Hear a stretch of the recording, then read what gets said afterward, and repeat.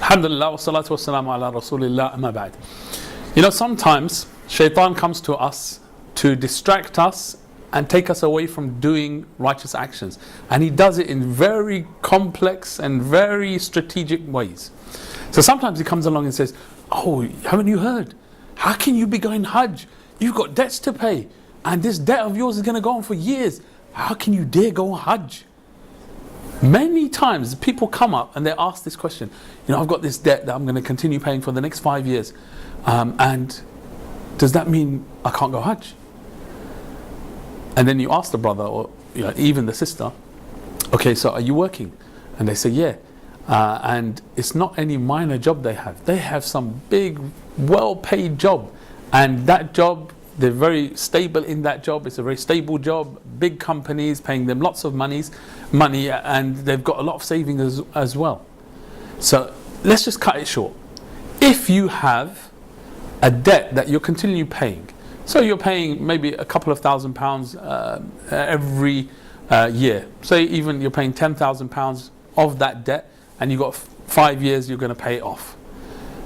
And your job is there, and the likelihood is, most likely you will continue paying off the debt and there's no problem in you paying it off. That's your situation. Then there's no problem with you going Hajj. And even if you were to take a loan at that point and you went Hajj, because of your financial situation, you know that most likely you're going to pay off that debt and there's no problem. There's no issue with you going Hajj. You might need to borrow some money, extra spending money while you're on Hajj. No problem. You know you're going to pay it off, and it's very likely that you'll pay it off.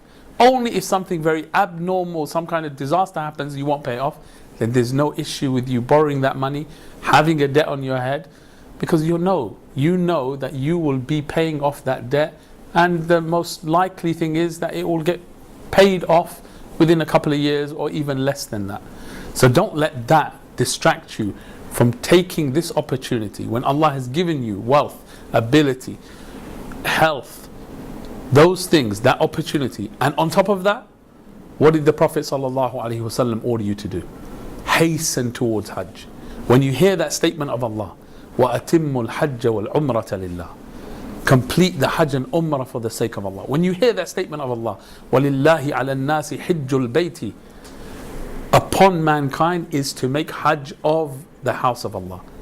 There's no way you should let any of this kind of distraction take you away from this great golden opportunity.